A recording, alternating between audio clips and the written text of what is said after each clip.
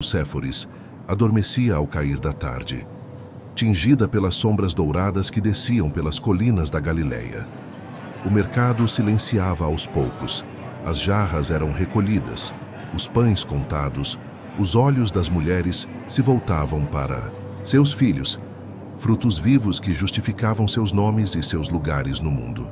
Mas Ana caminhava pelas ruas sem a ânsia do reconhecimento. Seus pés sabiam o caminho de volta à casa silenciosa, onde os cântaros estavam cheios. Mas o colo permanecia vazio. Ela era mulher, mas para os olhos de seu tempo, mulher incompleta. Não havia criança agarrada ao seu manto, nem riso infantil ecoando por suas janelas. Na Galileia, uma mulher era medida não pela profundidade de sua alma, mas pela extensão de seu ventre. E Ana era estéril. Mas Deus mede com outra balança, ela, que aos olhos dos vizinhos era ausência, era aos olhos do Altíssimo espaço sagrado.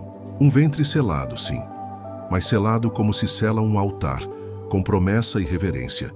Ana não era o eco de um destino negado, mas o silêncio de um propósito eterno ainda não revelado. Enquanto o mundo a chamava de esquecida, o céu a contemplava, com esperança. Seu ventre era um templo fechado, não por castigo, mas por mistério. A dor oculta e a esperança persistente, havia uma dor que Ana não podia nomear. Ela morava sob a pele, como água represada, e fazia morada entre os ossos, onde ninguém via, onde ninguém ousava tocar. Era uma dor silenciosa, feita de muitos dias sem resposta, de noites em que o céu parecia surdo às suas orações. Joaquim, seu marido, era homem bom, mas como tantos homens, não sabia traduzir lágrimas em compreensão. Ele a amava, mas seu amor era inquieto. Buscava soluções quando ela precisava apenas de consolo. E mesmo ele, em certo tempo, começou a olhar para Ana com o peso de uma pergunta não dita. Por que Deus fechou teu ventre? Ela não sabia. Só sabia esperar. As mulheres da vila murmuravam entre si, e Ana aprendeu a sorrir sem os olhos. Entre cântaros e véus, vestia sua vergonha como se fosse parte da túnica. E à noite, quando ninguém via, ajoelhava-se no chão, frio, e falava com Deus em voz entrecortada. Às vezes súplice, outras vezes rendida. Senhor, se meu nome não ecoar pela descendência, que ao menos ecoe no teu coração. Mas o céu continuava em silêncio. Foi então que Joaquim partiu. Levado pela vergonha de um sacrifício rejeitado no templo, decidiu buscar a Deus no deserto, onde os homens são despidos de tudo, menos da alma. Ana permaneceu. E sua oração se tornou mais do que pedido. Tornou-se permanência, tornou-se raiz, tornou-se fé. Será que o silêncio de Deus é ausência ou espera? Na ausência do marido, ela descobriu outra presença. Uma que não a julgava pelo que lhe faltava, mas a envolvia pelo que ela carregava. Uma esperança teimosa, quase insana, que escolhia crer. Ainda assim, e ali em sua dor oculta, Ana foi crescendo. Não para o mundo ver, mas para o céu reconhecer. O céu parecia conter sua luz, como quem hesita em revelar um segredo. Ana caminhava para além dos limites da cidade, onde a terra se tornava campo e o campo se tornava oração. Ali, entre o som das folhas e o farfalhar do trigo ao vento, ela ajoelhou-se. O chão era duro, mas já lhe era familiar. Não havia altar, mas o coração era o suficiente, e suas palavras, ainda que poucas, eram inteiras. Se não for para gerar, então que eu seja semente. Planta-me onde quiseres, Senhor, mas faz de mim algo que floresça em ti. Foi nesse exato instante, entre a poeira da terra e o suspiro da alma, que o tempo se partiu. Uma luz suave, quase tímida, se espalhou pelo campo. Não veio como relâmpago, nem como trovão. Não cegou, não impôs. Apenas envolveu. E, no meio da luz, uma presença, firme como rocha, serena como rio. O anjo não tinha pressa. Sua voz era mais sentimento do que som. E ele disse: Ana, tua oração subiu como incenso. Conceberás uma filha, e ela será chamada Maria. Por meio dela virá a promessa. A promessa. Não um filho qualquer, mas o início da redenção, o princípio do impossível. Naquele mesmo momento, do outro lado, nas vastidões do deserto, Joaquim também foi visitado. A mesma luz, a mesma palavra. E com o tempo, o reencontro, não de corpos apenas, mas de propósitos. Eles se olharam, como quem vê além da carne, um pacto firmado entre terra e céu. Ana já não era só mulher. Era agora recipiente do invisível, porque Deus não lhe deu um filho, deu-lhe um destino. O corpo de Ana, antes silêncio e deserto, agora era jardim em flor. A cada manhã, sentia a vida mover-se dentro dela, não como peso, mas como milagre. As vizinhas, antes apressadas em julgar, agora paravam para ver. Havia uma luz em seus olhos, uma calma que não vinha apenas da espera, mas da certeza. Ana não se exibia, guardava-se. Como quem entende que o santo não se anuncia, revela-se. As mulheres perguntavam: o que mudou? Ela respondia com um sorriso que carregava mais do que palavras. A promessa chegou no tempo dela. E assim foi, no tempo certo, nem antes nem depois. Porque tudo o que é eterno nasce no tempo exato. O dia do nascimento foi simples, como as coisas verdadeiramente sagradas, sem pompas, sem coros, apenas a luz suave da manhã entrando pela janela e o som de uma criança que chorava como se saudasse a terra, Maria. Nome curto para uma alma tão vasta, Ana a olhou pela primeira vez com olhos cheios de memória e esperança. Tocou sua pele macia como quem toca o sagrado, porque era isso que ela era, sagrada, pequena, mas cheia, humilde, mas escolhida. Os anos seguintes foram suaves. Maria crescia com um olhar que parecia atravessar o tempo. Sua voz era branda, suas perguntas profundas. Carregava sabedoria mesmo sem ainda sabê-lo. E Ana, ao vê-la, lembrava-se sempre da promessa. Um dia ela partirá e será luz onde houver sombra.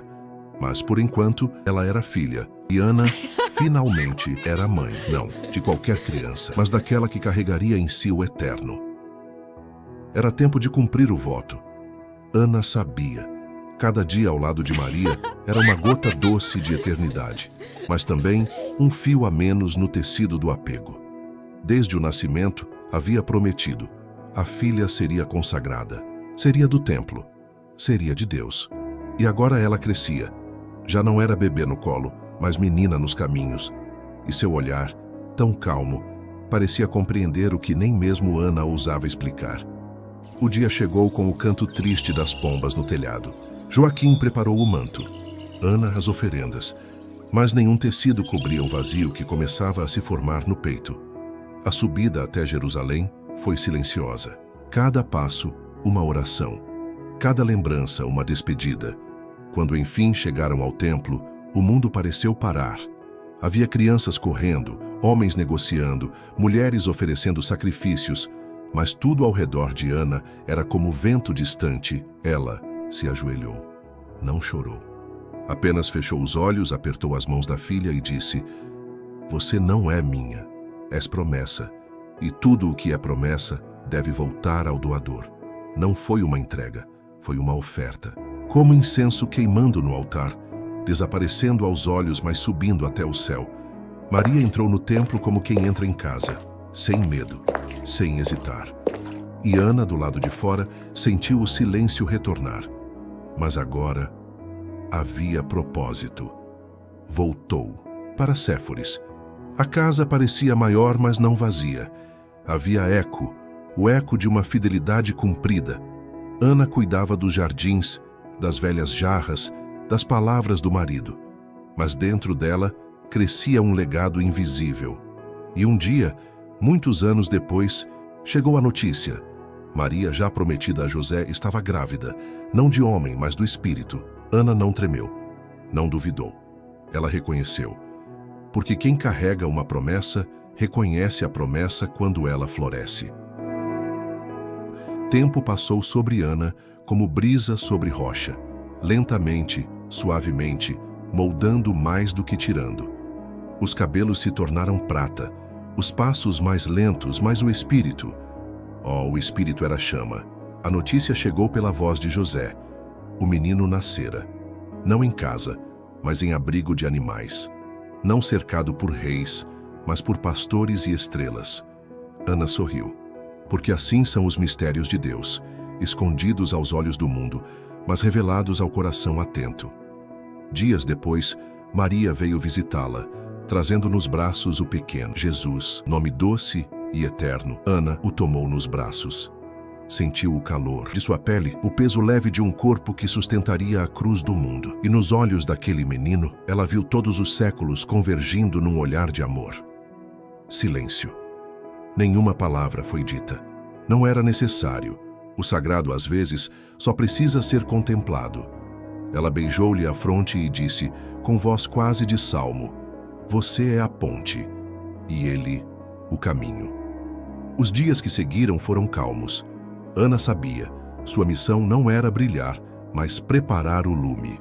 Não era colher, mas semear. Não era ser lembrada, era ser raiz. Certa manhã, ao sentir o sol acariciar-lhe o rosto, ela soube. Seu tempo havia chegado. Deitou-se sem medo, cercada por Joaquim, Maria, José. Olhou para o céu que se tornava dourado e entregou a alma como quem volta para casa. Ana morreu como viveu, em silêncio e fé.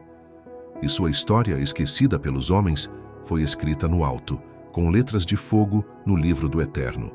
Porque há vidas que não se contam em feitos, mas em fidelidade. Ana, a mulher esquecida pelos registros, foi o primeiro solo onde a promessa divina germinou. Seu ventre, que muitos chamaram de inútil, tornou-se o início de uma linhagem que mudaria o destino do mundo. Não foi com palavras grandiosas ou feitos heróicos que ela marcou a história, mas com um silêncio cheio de fé, com um coração entregue e uma vida escondida em Deus. O que o mundo não viu, o céu exaltou. Ela foi raiz, e raízes não aparecem, mas sustentam árvores eternas. E talvez, como Ana, você esteja num tempo de espera, de silêncio, de invisibilidade. Mas saiba, há promessas que se formam no escuro. Há chamados que nascem no ventre da oração. E há um Deus que escreve com o silêncio e faz do esquecimento terreno um memorial no céu. Permaneça, espere, confie, porque onde o homem vê a ausência, Deus prepara um começo. Se essa história tocou o seu coração, inscreva-se no canal. Aqui cada narrativa é um convite à fé, à reflexão e ao sagrado. Ative as notificações para continuar recebendo histórias que alimentam a alma. E lembre-se, há silêncios que carregam promessas. Você não está só.